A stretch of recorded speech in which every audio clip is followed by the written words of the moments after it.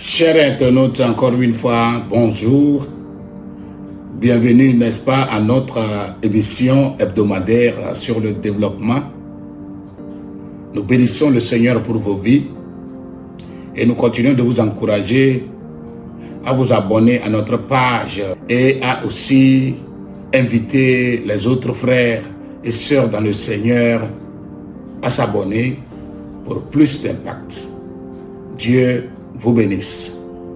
Aujourd'hui, nous allons examiner un texte des Saintes Écritures tout juste au lendemain de la Pentecôte dans la vie de l'Église primitive face au développement. Nous allons lire dans Actes le chapitre 4 à partir du verset 32 au verset 37. Actes chapitre 4, verset 32 à 37. Nous lisons la parole de Dieu. La multitude de ceux qui avaient cru n'était qu'un cœur et qu'une âme. Nul ne disait que ses biens lui appartinssent en propre, mais tout était commun entre eux. Les apôtres rendaient avec beaucoup de force témoignage de la résurrection du Seigneur Jésus, et une grande grâce reposait sur eux tous, car il n'y avait parmi eux aucun indigent. Tous ceux qui possédaient des champs ou des maisons les vendaient, apportaient le prix de ce qu'ils avaient vendu et le déposaient aux pieds des apôtres, et l'on faisait des distributions à chacun d'eux selon qu'il en avait besoin. Joseph, surnommé par les apôtres Barnabas, ce qui signifie fils d'exhortation, Lévite originaire de Chypre, vendit un champ qu'il possédait, apporta l'argent et le déposa aux pieds des apôtres. Amen. Nous voulons parler, n'est-ce pas, de l'unité et de l'amour des chrétiens pour un développement durable de l'Église et de la communauté.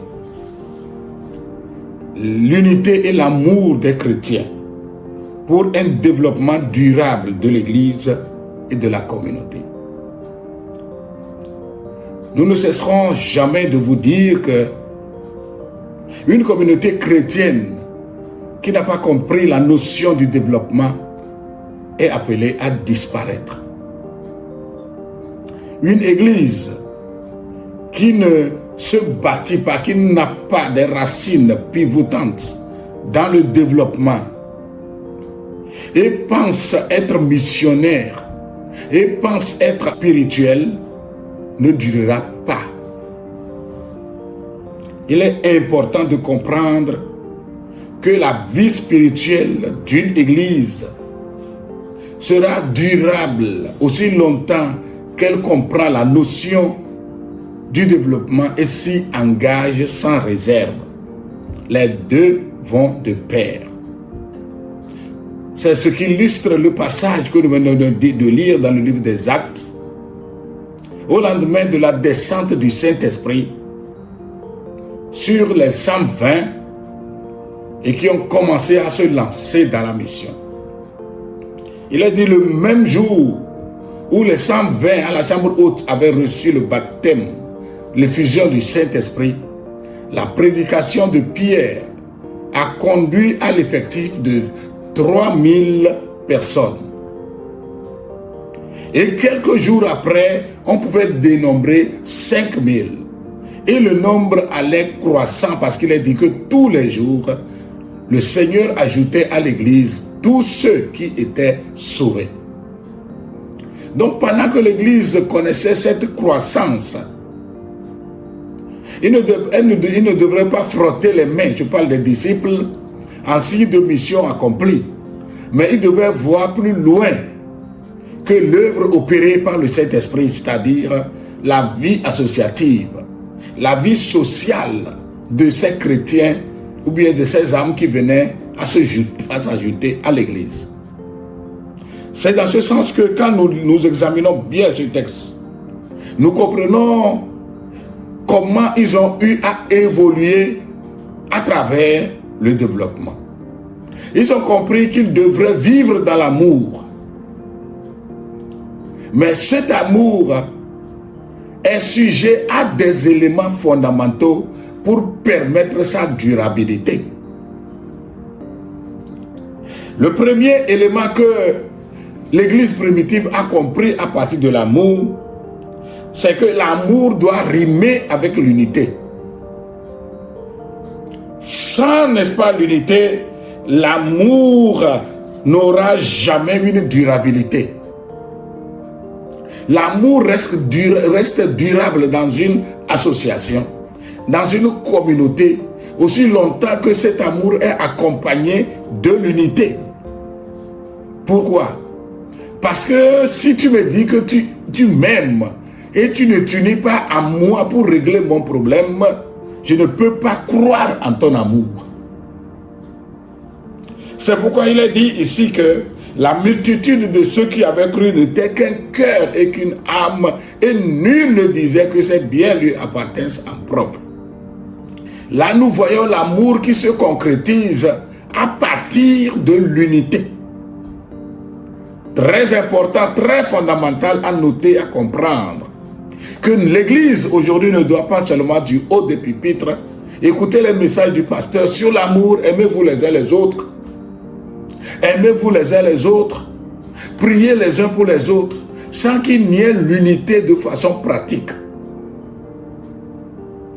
Donc cette unité voudrait donc que je comprenne que ce qui est en moi, même si le tout n'est pas à mon second, je pourrais être flexible pour laisser une partie de ce qui est à moi à l'autre, afin qu'il puisse résoudre un tant soit peu son problème. Et de la même manière, lorsque je suis flexible pour lui donner une partie de mes biens, de ce qui m'est revenu, il faut que lui aussi soit uni à moi, puisse développer cet amour, à être honnête envers moi, à être intègre envers moi. Parce que ce qui freine le développement, ce qui, n'est-ce pas, rend tiède l'amour, c'est le manque du sérieux à deux niveaux. C'est-à-dire, celui qui est dans les besoins, comme celui qui en a aussi, et qui pourrait facilement céder, il ne joue pas un franc jeu.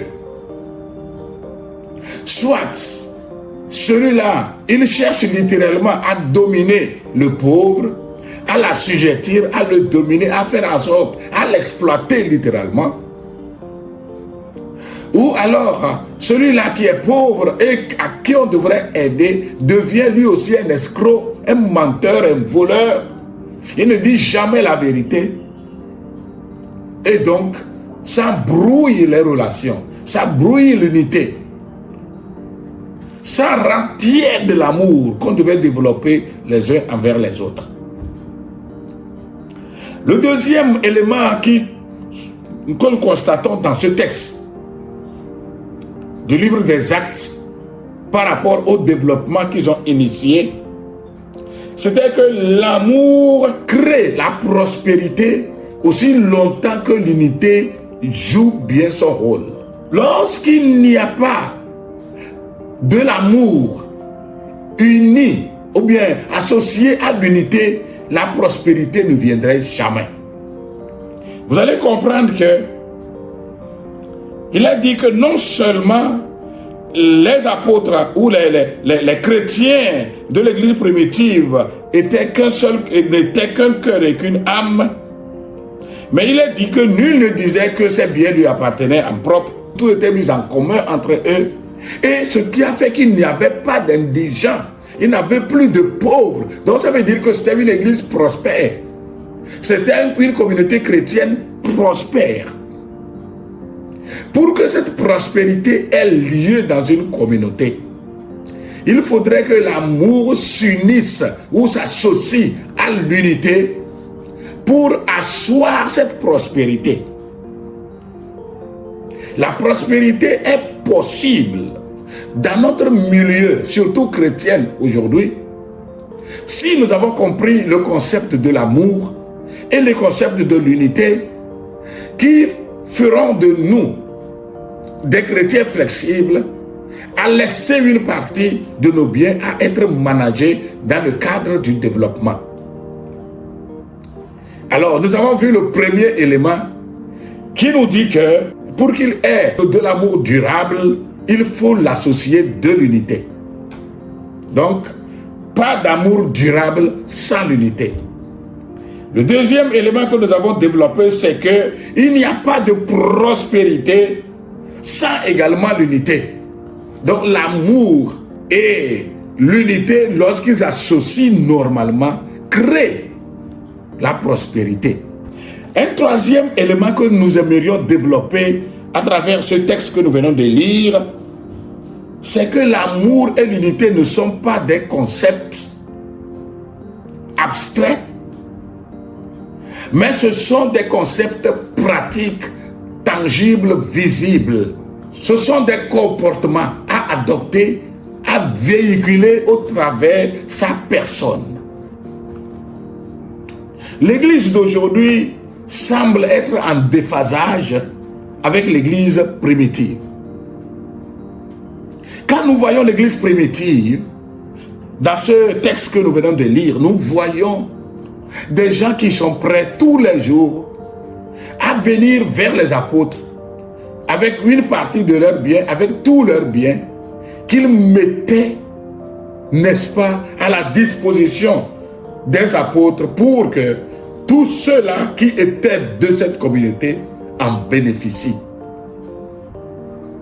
Et vous savez, la meilleure façon de comprendre et d'interpréter la Bible, c'est de sortir le message originel adressé au premier destinataire, de comprendre la vérité universelle applicable partout et le contextualiser à tout moment où nous sommes.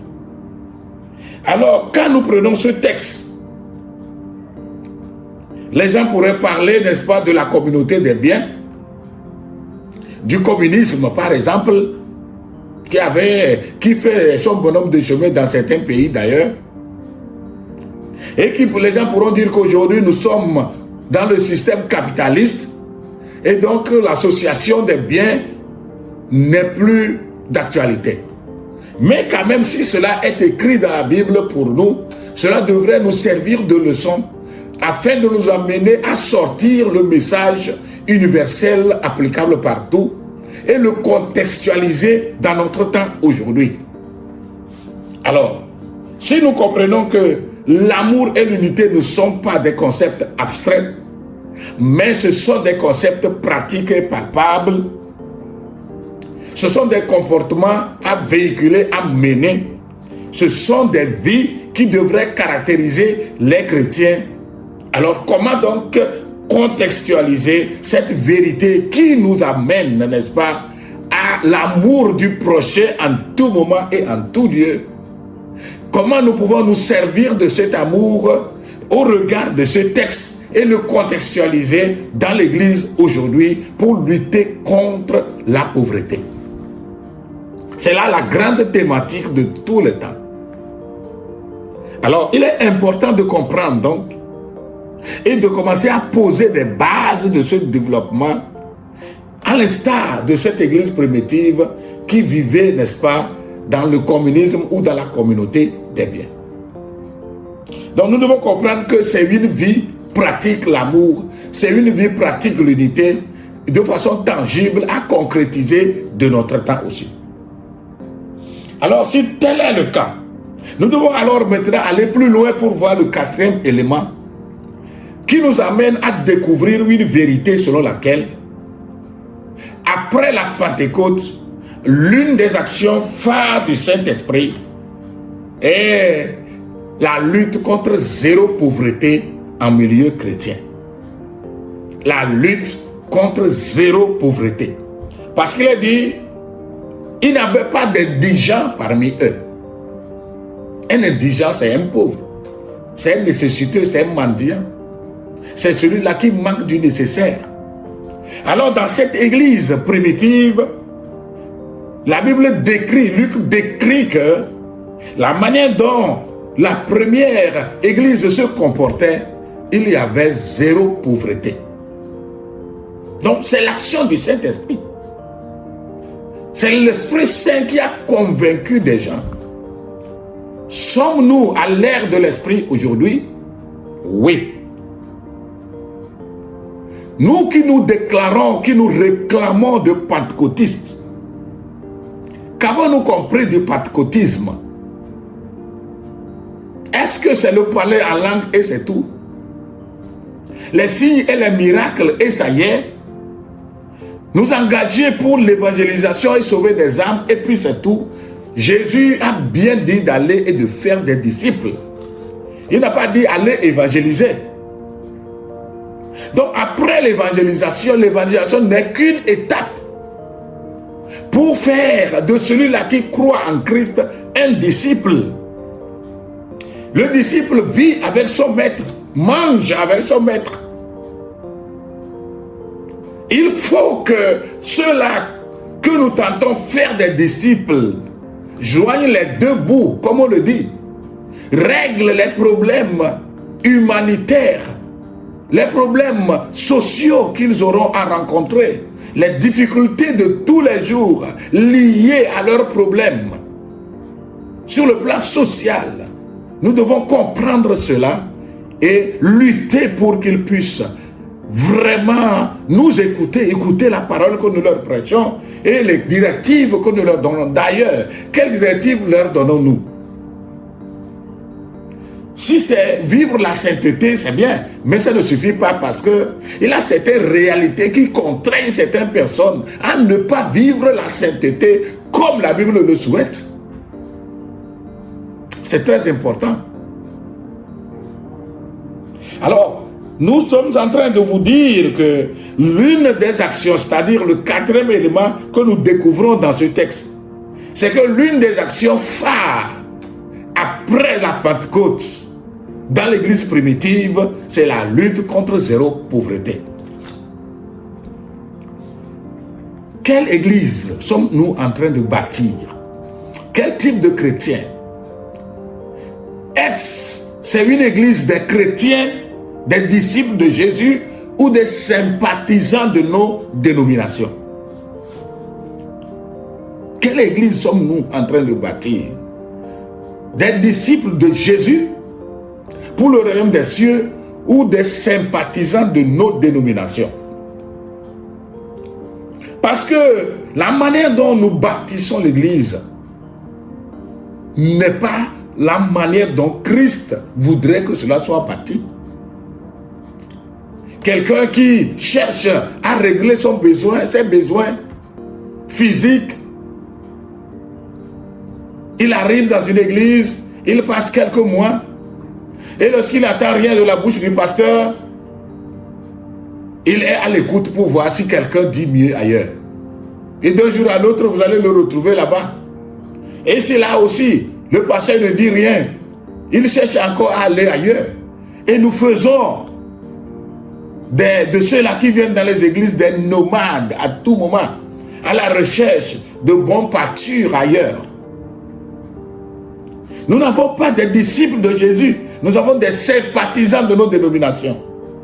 Tout simplement parce que nous ne faisons pas du discipulat. Le discipulat n'est pas seulement prêcher la sainteté, prêcher le salut de l'âme, prêcher le ciel, mais transformer le chrétien en un véritable citoyen sur la terre et en un missionnaire. Un créateur de richesse, un créateur d'emploi pour pouvoir faire l'œuvre de Dieu avec. Parce que l'évangile, comme nous l'avons toujours dit, va jusqu'aux extrémités de la terre. C'est jusqu'aux extrémités. Ce n'est pas dans notre milieu seulement, dans notre quartier, dans notre ville, dans notre pays. D'ailleurs, même si c'est dans nos pays, quitter où nous sommes pour aller à 500 km prêcher n'est pas chose aisée. Acheter un terrain et bâtir une église n'est pas une affaire de 5-10 millions. D'ailleurs, dans certains milieux, le terrain, un seul lot dépasse 10 millions, 20 millions. Mais la manière dont nous prêchons l'évangile là, si nous ne le faisons pas des disciples et lutter contre la pauvreté, contre zéro pauvreté, qui se chargera d'acheter ces terrains pour construire des temples, pour construire des maisons des pasteurs? Qui va financer la construction de ces maisons missionnaires? Des moyens de déplacement, les formations. Si nous n'amenons pas les chrétiens à comprendre qu'ils doivent être des disciples, comme des Barnabas, qui ont des moyens et qui peuvent les céder, ne nous plaignons pas. L'église primitive a fait un travail formidable et nous sommes invités à faire aussi autant. En guise de conclusion, nous nous sommes dit que ce texte de Actes, le chapitre 4, versets 32 à 37, véhicule 4 principaux éléments. Le premier élément que nous avons eu à mentionner, c'est que l'amour, pour qu'il soit durable, a besoin de l'unité. Deuxième élément, pour qu'il y ait prospérité dans une communauté, dans une église, il faut que l'amour et, n'est-ce pas, l'unité travaillent ensemble. Créer ensemble des opportunités de prospérité. Le troisième élément que nous avons eu à développer, c'est que l'amour et l'unité ne sont pas simplement des concepts abstraits, mais ce sont des concepts pratiques, tangibles, des vies, des comportements à mener. Et le quatrième élément que nous avons sorti, n'est-ce pas, de ce texte, c'est que l'une des premières actions du Saint-Esprit après la Pentecôte, c'est la lutte contre zéro pauvreté dans l'église et dans la communauté. Et nous sommes appelés à le faire.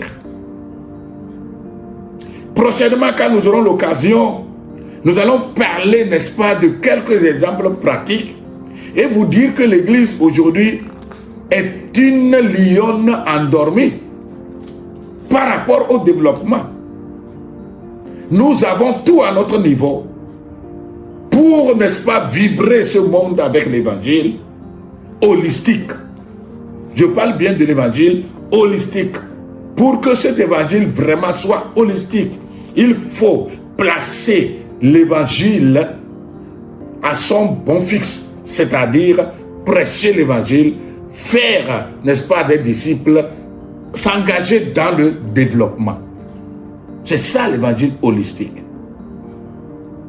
Dieu vous bénisse et nous allons nous retrouver prochainement pour quelques exemples plus pratiques. Nous allons prier le Seigneur. Grand Dieu, nous voulons bénir ton nom pour la grâce que tu nous as donnée de développer encore ce matin ce sujet sur le développement.